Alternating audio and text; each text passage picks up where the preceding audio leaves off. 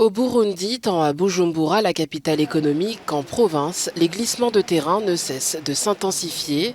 À chaque pluie, l'anxiété règne parmi ceux qui résident le long de la rivière Ntahangwa. Merci à Dieu car je suis toujours en vie.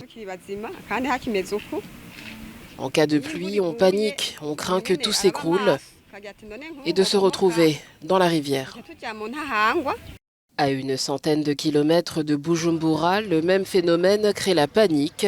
À Cibitoke, plusieurs hectares de culture, certaines habitations ont été englouties par des glissements de terrain. Nous sommes terrorisés parce qu'on risque de se retrouver ensevelis par ces glissements pendant la nuit. Nos enfants, nos familles, nous pouvons tous mourir. Nous voulons dormir en paix, alors nous demandons à l'État de nous installer ailleurs. Nous plaidons pour que d'abord la population puisse être sauvée. Comment? C'est-à-dire qu'il faut déplacer cette population pour quitter cet endroit qui est tout à fait, si on le voit, qui est dans un endroit qui est dangereux. À tel point que si jamais on ne fait pas attention, on va se retrouver avec un départ des gens avec ces terres-là qui sont en train de s'écrouler. Pour atténuer ce phénomène, des environnementalistes proposent la stabilisation naturelle.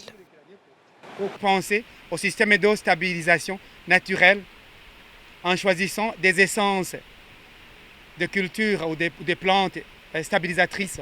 Et là, je fais allusion notamment au bambou, qui est une plante efficace pour deux raisons majeures. Le bambou n'a pas de poids et donc ça ne constitue pas des surcharges supplémentaires.